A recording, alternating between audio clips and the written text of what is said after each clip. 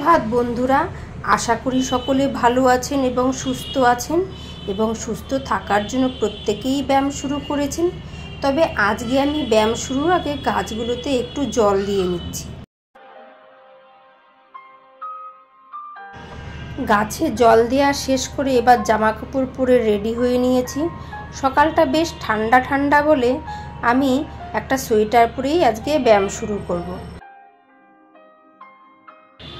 Exercise শুরুর আগে গ্লাসে 1 গ্লাস উষ্ণ গরম জল ভরে নিয়েছি।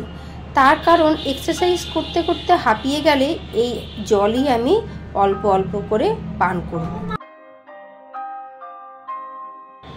আমরা যারা মিডিল এজ মহিলা তাদের কিন্তু প্রত্যেকেরই ব্যায়ামের অভ্যাস করা উচিত। আমিও কিন্তু প্রায় 5 বছর ধরে এই ব্যায়াম করছি। তবে এই ব্যায়ামের অভ্যাস তৈরি করাটা কিন্তু একটু বেশ কঠিন। মানুষের অসাধ্য বলে কিছু আছে? আমি পেরেছি, আপনারাও পারবেন। আমার ভিডিওগুলো যারা দেখেন তারা এতদিনে নিশ্চয়ই জেনে গিয়েছেন যে কিভাবে সকালবেলায় ঘুম থেকে উঠে জল খাবেন। আমি প্রতিদিন রাতে ঘুমোতে যাবার আগে ভালো করে দাঁত মাজি।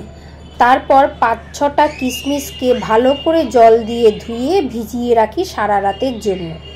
তারপর সকালবেলায় ঘুম থেকে উঠে সেই কিশমিশের জল থেকে অর্ধেক জল নিই আর তার সাথে 4-5টা কিশমিশ নিই এবং তার সাথে গ্লাসে ঈষদুষ্ণ গরম জল নিই। এইভাবে আমি কিন্তু আমার সকালের জলটা রেডি করি। সারা রাত ঘুমানোর সময় আমাদের মুখের ভেতর কিন্তু প্রচুর লালারস লেগে থাকে। এই লালারস কিন্তু প্রচুর এনজাইমের বাহক। তাই এই লালারসকে সকালবেলায় কুলুকুচু করে ধুয়ে না ফেলে এই ঈষদুষ্ণ গরম জল দিয়ে হালকা হালকা করে খেয়ে নিতে হবে। তার কারণ লালা যত আমাদের পেটের ভেতরে যাবে আমাদের পাচক গ্রন্থি অর্থাৎ পরিপাক নালী তত বেশি পিচ্ছিল হবে এবং খাবারও অনেক সহজেই হজম হবে। আজ আর আমি আলাদা করে কোনো এক্সারসাইজ দেখাবো না, তার কারণ এর আগে আমি প্রচুর এক্সারসাইজ দেখিয়েছি। আপনাদের এই রকম প্রচুর এক্সারসাইজ যেগুলো আমি দেখিয়েছি সেগুলোই 5 থেকে 6টা 40 বার করে একটা সেটআপে করতে হবে।